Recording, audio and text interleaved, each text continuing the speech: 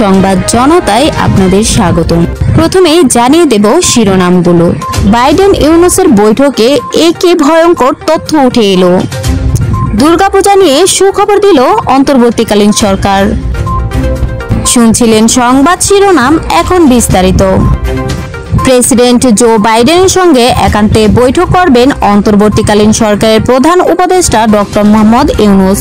পররাষ্ট্র মন্ত্রণালয়ের কর্মকর্তাদের করাতে এই তথ্য জানিয়েছে মার্কিন সংবাদ মাধ্যম ভয়েস অফ আমেরিকার এক প্রতিবেদন থেকে এই তথ্য জানা যায়। বৈঠকে বিষয়টি নিশ্চিত করে পররাষ্ট্র মন্ত্রণালয়ের একজন ঊর্ধ্বতন কর্মকর্তা গণমাধ্যমকে বলেন, মঙ্গলবার শুধু দুইজনের মধ্যে বৈঠকটি হতে যাচ্ছে।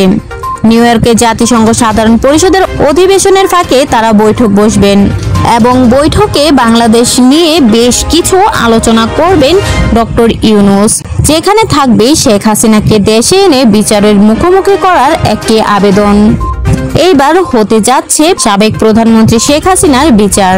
বাইডেন তাতে ইউনূসকে সাহায্য করবে। বাংলাদেশ পুলিশের মহাপরিদর্শক মোহাম্মদ ময়নুল ইসলাম বলেন, আসন্ন দুর্গাপূজায় নিশ্ছিদ্র নিরাপত্তা